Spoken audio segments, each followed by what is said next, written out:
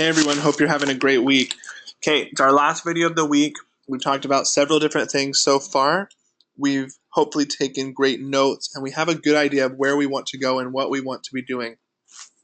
We've spent some time talking about RGAs, our revenue generating activities, what we have to do in order to succeed in our Young Living business.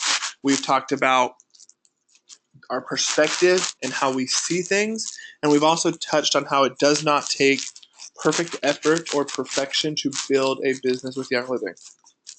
Now we're going to focus a bit on sales and the psychology behind it. We're going to talk a bit about the conscious mind and the self-conscious mind. This is something that's actually quite important to understand because everything that we do in sales, if we understand this, it's going to be much easier. How many times do we feel like people always tell us no?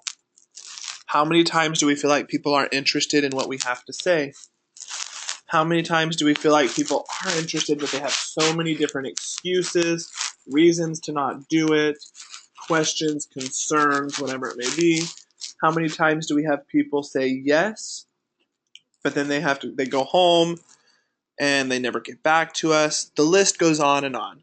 This is something that constantly happens, something that we always see, and a lot of times it's because we don't understand the psychology of what goes on behind the scenes, what goes on in a sale, what it takes to be successful, and so on. So we're going to break that down a bit, and we're going to kind of talk about these different pieces, and hopefully by knowing and understanding this, you will be able to change your pitch and your presentation, and you'll be able to start receiving a lot more yeses instead of maybes or nos. So let's go ahead and dive in. And the first thing that we're going to talk about is the conscious mind. What is the conscious mind? So the conscious mind is a very small portion of our brain. It is kind of like the first part of what goes on in our head. So if someone asks us questions, it's where we analyze and think things through. It's the part the analytical part, the part that really makes sense, the numbers, not the emotion, right? This is the business part of the brain. Now, this being said, there's great things that happen here.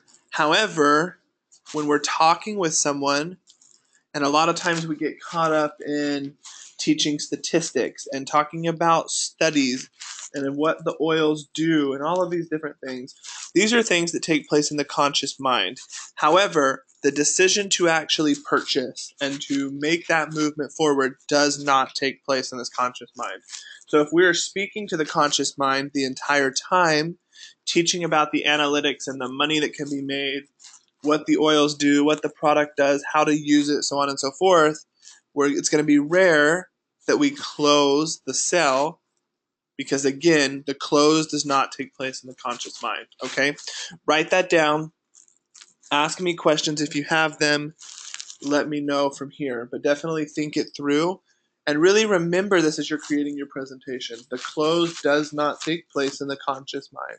So don't fill your presentations, your classes with so many statistics, details, facts, and different things like that. Okay? The gatekeeper. So our brain or minds automatically have what's called a gatekeeper. So let's look at it like this. If we are selling something and we walk into a doctor's office and the first person, the receptionist, is at the desk, we say, hey, so-and-so, we're here to sell you this product.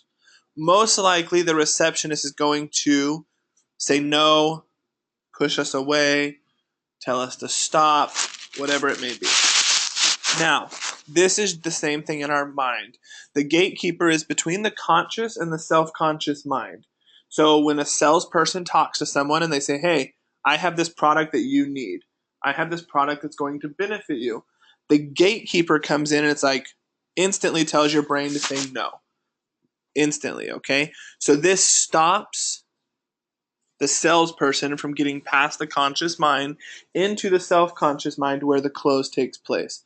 So it's absolutely important that we recognize these things and we focus on where the close takes place within inside someone's mind.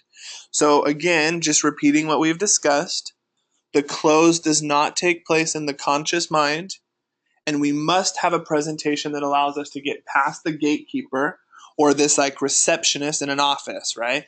The person that says no if you were to come into an office. Same thing with someone's mind. You have to get past that. Okay.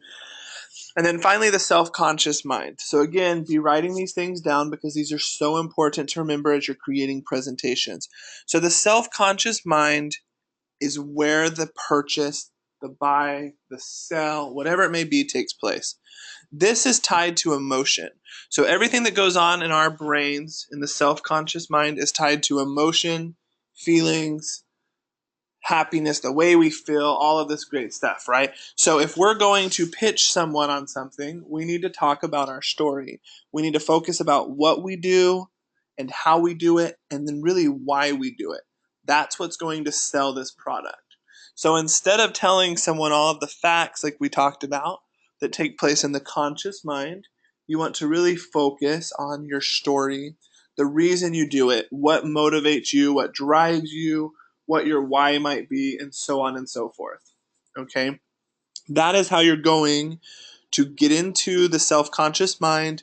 You're going to be able to help people realize why they need the product and what it is that they need without having any issues with that gatekeeper that we talked about, that part of the mind that blocks you from getting into the self-conscious mind.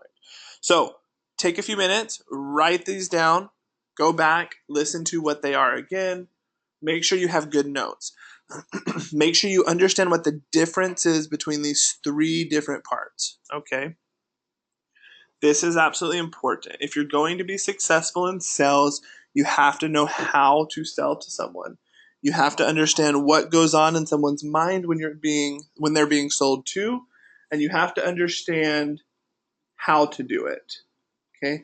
Take a couple minutes, write it down. Think about times that you've used this and times that it's made an impact in your business when you're selling someone, and write these examples down. Okay, 15 minutes. This is something that's really important to remember. You have 15 minutes from the time you start talking with someone to get inside their self-conscious mind. If you are not inside this within 15 minutes, you will lose them. So you need to get them saying yes. From the time you start talking to them, your goal is to get them excited, get them saying yes, and ask questions that help you get past that. So if someone was to ask you a question or tell you, hey, you need lavender oil, instantly you're going to get defensive. You're going to be like, no. You're going to ask questions. You're going to come up with excuses, whatever it may be. You want to ask questions that help the person feel like they are in control. So you can ask questions like, may I make a suggestion for you? Right? You're asking a question. You're allowing them to be in control, and you're still making your same suggestion. Ask questions that are going to get you into the self-conscious mind quickly. The other way to do it is to tell your story. Why are you with Young Living? Why do you sell Young Living oils? What have they done for your family? Tell these stories because this is going to get you into that self-conscious mind. Again, it's absolutely important. All presentations, you have 15 minutes, like I said, to get into this. Focus on that and make sure it happens. Get people saying yes, get them excited, get them focused, and keep moving forward from there. Okay, so benefits of working within the self-conscious mind, like we talked about, this is where the close happens. This is where you build relationships. This is where you build lifelong customers. This is the place where all of that happens. Okay, inside the conscious mind, none of that takes place.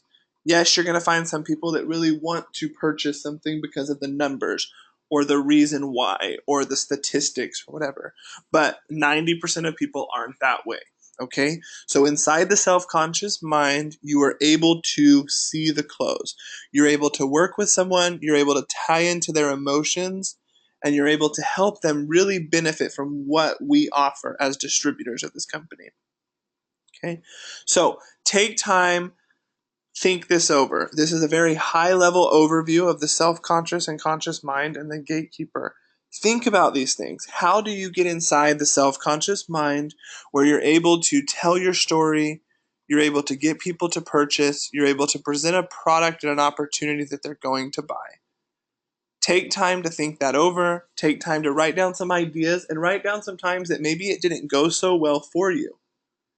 Work those through and figure out a way to get into the self-conscious mind within the first 15 minutes of a conversation. Like always, let me know if you have questions. Hope you guys have a great weekend, and I'm looking forward to our videos next week.